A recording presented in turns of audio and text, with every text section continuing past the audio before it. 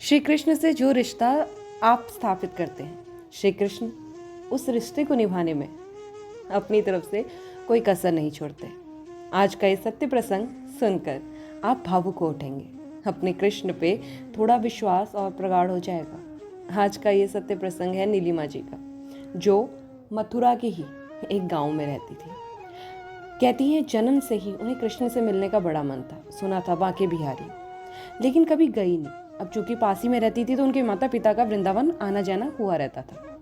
एक बार उन्होंने अपने पिताजी से कहा, पिताजी मैं भी वृंदावन चलूंगी, आप लोग जा रहे हैं तो उनके पिताजी ने कहा कि हमारे पास ज़्यादा संसाधन जो आने जाने की व्यवस्था है वो होती नहीं है, क्योंकि तब बहुत समय पहले की ये बात है, करीबन 25 साल पहले की। तो तुम कैसे जाओगी, और छोटी हो, 5 साल की थी मात्र, तो तुम थक जाओगी, इसलिए तुम रहने दो। तो उस दिन तो नीलिमा जी इस प्रकार से न जा सकी। जब वो 7 साल की हुई तो फिर से उनके पेरेंट्स का वृंदावन जाने का टूर लगा, लेकिन उस बार उसने मन तो रखा, किसी हालातों की वजह से, स्कूल के किसी काम की वजह से वो जा ना सकी। अब वो अपनी सहेलियों से सुनती थी, जैसे जैसे बड़ी होने लग गई थी, कि श्री कृष्ण ऐसे दिखते हैं, श्री कृष्ण वैसे दिखते हैं। और जैसा जैसा वो देखती, जैसा जैसा वो सुनती, वैसा वैसा अपने दिमाग में उन्होंने एक आकृति बना ली थी भगवान की। लेकिन मिलने जाना तो तभी होगा जब वो कृष्ण बुलाएगा, वरना कल्पनाओं में तो हम कितनी बार ही हुआ है। बस यूं ही सी कहानी थी। धीरे धीरे 12 साल की हुई। श्री कृष्ण से मिलने का जितना प्रगाढ़ मन था, उतनी ही समस्याएं आती रही और मिलना हो न सका। अब कहते हैं ना, जब बगल में ही कोई चीज़ होती है तो उसकी क्यूरियोसिटी ज़्यादा नहीं होती, मगर कृष्ण को देखना था। हालात बन नहीं रहे थे, मन बहुत ज़्यादा था। अब तो निश्चय था कि कुछ भी हो मिलना ही है।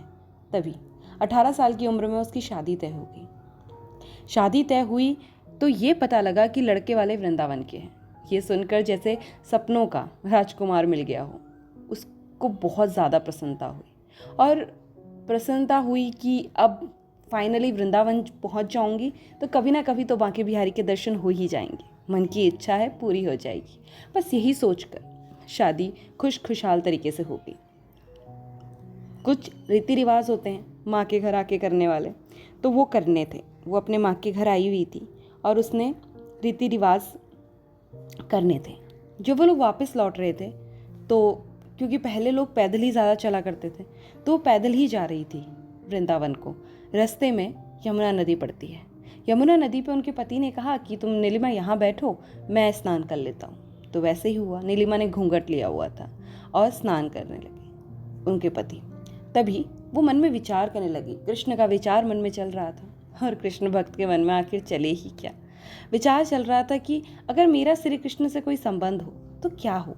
अब लगभग मेरी उम्र 18 साल है, उनके पति की उम्र 21 साल की थी, और जब से मैंने श्री कृष्ण को समझा है, श्री कृष्ण मेरी ही उम्र के होंगे, और यही सोचकर वो भी 18 साल के होंगे और मेरे पति से छोटे, मतलब मेरे देवर, और मेरे ससुराल पक्ष के हैं तो मेरे देवर हुए, ये सोचकर मन ही मन मुस्कुरा रही थी।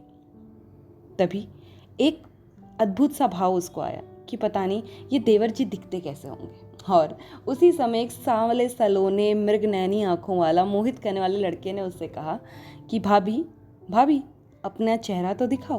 तो बोली, आपको मैं नहीं जानती हूँ, ऐसे कैसे अपना चेहरा दिखा दूँ। तो बोलने लगा कि अरे जानती हो ना, आप भी वृंदावन की हो ना। बोला हाँ, और मैं भी वृंदावन का हूँ। तो एक जानने लगे ना एक दूसरे को। ऐसा कहकर बोला, मुझे दिखाओ चेहरा। लेकिन नीलिमा जी ने कहा कि मेरे पति अगर सुन लिया उन्होंने कि तुम क्या बात कर रहे हो तो तुम्हें मार पड़ेगी, इसीलिए भाग जाओ। लेकिन कहाँ वो मानने वाला। उसने थोड़ा सा घूंघट उठाया, चेहरा देखा और भाग गया। नीलिमा जी के पति आए तो उन्होंने अपने पति को सब बात बताई। उनके पति बड़े क्रोधित हुए और कहा कि कहाँ का था वो लड़का। उसने कहा मैं जानती तो नहीं, लेकिन अगर देखूंगी तो पहचान जाऊंगी। उन्होंने कहा ठीक है, पासी का होगा, कभी देखोगी पहचानोगी तो बताना ज़रूर। बोला ठीक है, बता दूंगी। अब अपने घर ससुराल वापस आ गई।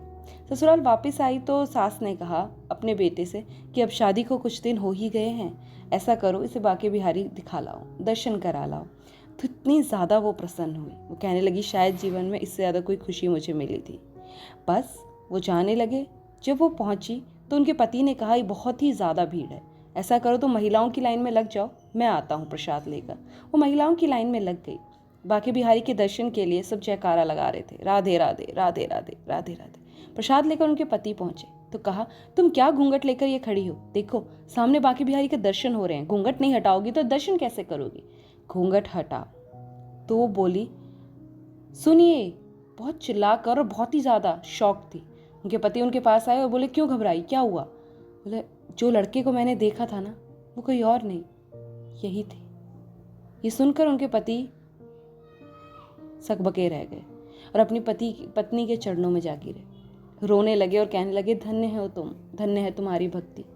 हम इतने साल से यहाँ पर हैं, मगर भगवान को प्राप्त करना सपना मात्र है, और तुम मथुरा में रहकर भी ऐसा संबंध भगवान से बनाए कि भगवान ने आते ही तुम्हें दर्शन दिए, तुम्हारी इच्छा को पूरा किया। बताओ, ऐसे कृष्ण भक्त से मेरी शादी हुई है, इससे और बड़ा पुण्य हो क्या सकता है? और ये सुनकर नीलिमा जी को भी बहुत प्रसन्नता हुई। एक कृष्ण भक्त को एक कृष्ण भक्त की वैल्यू करने वाला मिल गया था, इससे ज़्यादा और चाहिए भी क्या था। नीलिमा जी ने श्री कृष्ण को अपना देवर स्वीकार किया, या श्री कृष्ण ने उनको अपनी भाभी स्वीकार किया।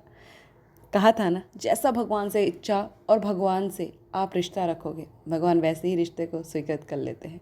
तो आज का ये सत्य प्रसंग नीलिमा जी का मथुरा से, और आशा करती हूँ आपको पसंद आया होगा। पसंद आया तो लाइक, कमेंट एंड सब्सक्राइब। जल्द लौटूंगे अच्छे सत्य प्रसंग के साथ, तब तक अपना अपने परिवार का ख्याल रखिए।